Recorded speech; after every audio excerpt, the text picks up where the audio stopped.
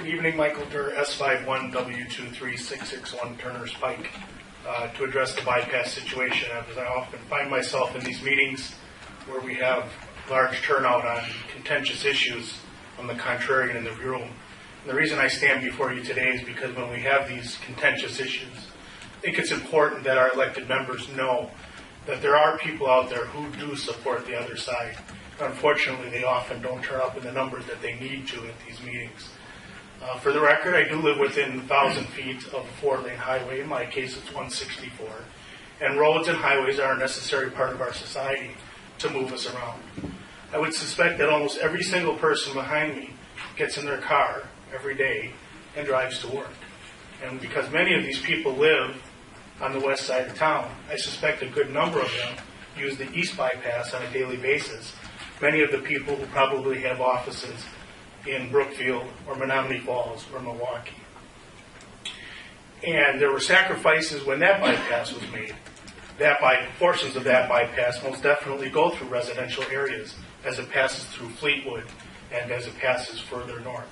And those sacrifices were made by those people. The sacrifices were made when 94 was built in the 50s, going right through the center of Milwaukee, and those homes were up. This plan has been on the books, as many people have said, for 50 years. And it's not that we should build it because it's been there for 50 years. That's not the point. The point of it being on the books for 50 years is that when the developer decided to develop Kane Terrace, he knew that this was on the books. When people bought houses there, the opportunity was to know that this situation was here. I've been in town board meetings over the last 10 years where people have brought specific plans to the town board for approval, and specific supervisors, may not have been used specifically, have said to them, you know that this bypass is going to come within feet of your front door.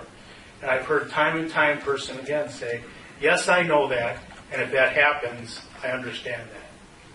So that's the point of this being on the book for 50 years. You might say it's poor planning that we decided to go in these residential directions for zoning, but the reality is the good planning took place 50 years ago to understand that there was strong likelihood that we were going to have the need to move people. And the way that people move, in particular in this area, is through their cars. Like it or not, that is how people in this area move. And that's why I think that in this particular case, the bypass is warranted. Thank you.